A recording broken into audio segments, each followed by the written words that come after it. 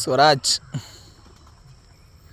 ಏನಪ್ಪ ಅಂತಂದರೆ ಬ್ರ್ಯಾಂಡ್ ಟ್ರ್ಯಾಕ್ಟರ್ಸ್ಗಳಲ್ಲಿ ಇದು ಒಂದು 744 FEಗೆ ಮೊದಲು 2 ವೀಲಿಂದನೂ ಒಂದು ಒಳ್ಳೆ ಹೆಸರಿದೆ. ಸೊ ಹಾಗಾಗಿ ರೈತರು ಜಾಸ್ತಿ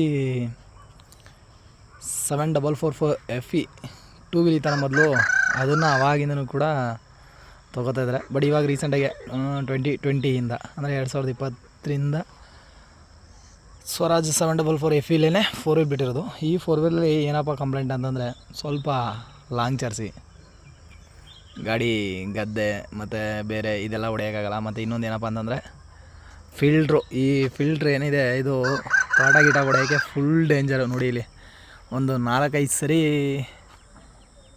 ಹಾಕ್ಸಿದ್ದೀನಿ, ಫಿಲ್ಟ್ರು ಕ್ಯಾಪ್ ಮಾತ್ರ ಒಡೆದೋಯ್ತಾನೆ ಐತೆ. ಮತ್ತು ಅದಕ್ಕಿಂತ ಮೇಜರಾಗಿ ಇನ್ನೊಂದು ಫಾಲ್ಟ್ ಆಯ್ತದೆ. ಏನಪ್ಪ ಅಂತಂದರೆ ಈ ಸ್ವರಾಜ್ ಕಂಪ್ನಿಲಿ ಮೇಜರ್ ಫಾಲ್ಟ್ ಏನಪ್ಪ ಅಂತಂದರೆ ಸೈಲೆನ್ಸರು ಇದು ಔಟ್ರ್ ಇರೋದ್ರಿಂದ, ಇದು ಏನೈತೆ ಇದು ಹ್ಯಾಂಗರು ಔಟ್ರ್ ಇರೋದ್ರಿಂದ ಸ್ವಲ್ಪ ತೋಟ ಹೊಡಿಬೇಕಾದ್ರೆ ಈ ಗರಿಗಳು ಮತ್ತು ಈ ಮರ ಗಿಡ ಇರೋತವಂತೂ ಹೊಡೆಯೋಕ್ಕಾಗಲ್ಲ. ಯಾಕೆಂತಂದರೆ ಫುಲ್ಲು ಬೆಂಡ್ ಆಗ್ತಾನೆ ಇರ್ತದೆ ಸೈಲೆನ್ಸರು. ಇದು ಅಷ್ಟೇ, ನಾನು ಗಾಡಿ ತೊಗೊಂಡವಿಂದ ಹಳೆ ಸೈಲೆನ್ಸರ್ನ ಒಂದು 50 ಸರಿ ರಿಪೇರಿ ಮಾಡಿಸಿ ಆಮೇಲೆ ಆ ಸೈಲೆನ್ಸರಿಂದ ಫುಲ್ಲು ಸೌಂಡ್ ಜಾಸ್ತಿ ಆದ್ದರಿಂದ ಹೊಸ ಸೈಲೆನ್ಸರ್ ಹಾಕ್ಸ್ದೆ ಮೊದಲನೇ ದಿನವೇ ಪೂರ್ತಿ ಇಲ್ಲೇನಿದೆ ಇದು ಬೆಂಡಾಯಿತು. ಗಾಡಿ ಹೈಟ್ ಇರೋದ್ರಿಂದ ಬೆಂಡಾಯಿತು. ಬಟ್ ಇನ್ನೊಂದು ವಿಷಯ ಏನಪ್ಪ ಅಂತಂದರೆ ಗಾಡಿ ಎಷ್ಟೇ ಈ ಥರ ಸಣ್ಣ ಪುಟ್ಟ ತೊಂದರೆಗಳಾದ್ರೂ ಕೂಡ ಎಳೆಯೋದ್ರಲ್ಲಿ ಅಂತಂದರೆ ಈಗ ನೇಗ್ಲು ಮತ್ತು ಸಿಂಗಲ್ ನೇಗ್ಲು ರೋಟ್ರಿ ವಿಷಯದಲ್ಲಿ ಆಗಿರ್ಬೋದು, ಸಿಂಗಲ್ ನೇಗ್ಲು ವಿಷಯದಲ್ಲಿ ಆಗಿರ್ಬೋದು ತುಂಬ ಚೆನ್ನಾಗಿದೆ. ಅಂದರೆ ಓಡಿಸೋದಕ್ಕೆ ಯಾವುದೇ ಹೀಟ್ ಕಂಪ್ಲೇಂಟ್ ಇಲ್ಲ. ಬೇರೆ ಗಾಡಿಗಳೆಲ್ಲ ಸ್ವಲ್ಪ ಹೀಟ್ ಬರ್ತದೆ. ಗಾಡಿ ಇಲ್ಲಿ ಕೂತ್ಕೊಂಡು ಡ್ರೈವಿಂಗ್ ಸೀಟಲ್ಲಿ ಕೂತ್ಕೊಂಡು ಒಂದು 10 ಅವರ್ಸ್ ಆಗಿರ್ಬೋದು, 8 ಅವರ್ಸ್ ಆಗಿರ್ಬೋದು, ಅದ್ರ ಮೇಲೆ ಕಂಟಿನ್ಯೂಯಸ್ ಹೊಲ ಉಳ್ತಾಯಿದ್ರೆ ಬೇರೆ ಗಾಡಿಗಳಲ್ಲೆಲ್ಲ ಹೀಟ್ ಬರ್ತದೆ. ಬಟ್ ಸ್ವರಾಜ್ ಗಾಡೀಲಿ ಯಾವುದೇ ರೀತಿ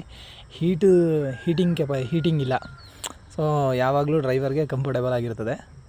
ಮತ್ತು ಏನಪ್ಪ ಅಂತಂದರೆ ಹೊಲ ಉಳೋಕ್ಕೂ ಏನು ರಿಸ್ಕ್ ಇರೋಲ್ಲ, ಆರಾಮಾಗಿ ಹೇಳ್ಕೊಂಡು ಹೋಗ್ತಾ ಇರ್ತದೆ. ಬೇರೆ ಗಾಡಿಗಳು ಸ್ವಲ್ಪ ನಾನು ನೋಡಿದ ಮಟ್ಟಿಗೆ ಒಂಚೂರು ಗೆಳೆಯದೆಲ್ಲ ಹಿಂಸೆನೇ. ಇನ್ನೊಂದೇನಪ್ಪ ಅಂತಂದರೆ ದಯವಿಟ್ಟು ಸ್ವರಾಜ್ ನೆಕ್ಸ್ಟು ಏನಾದರೂ ಮಾಡಿಫೈ ಮಾಡಿದ್ರೆ ಆಯಿಲ್ ಫಿಲ್ಟ್ರ್ ಕೊಡೋದಕ್ಕಿಂತ ಡ್ರೈ ಫಿಲ್ಟ್ರ್ ಕೊಡಿ. ಮತ್ತು ಸೈಲೆನ್ಸರ್ಗೆ ಏನಾದರೂ ಆಲ್ಟ್ರ್ ಮಾಡಿ.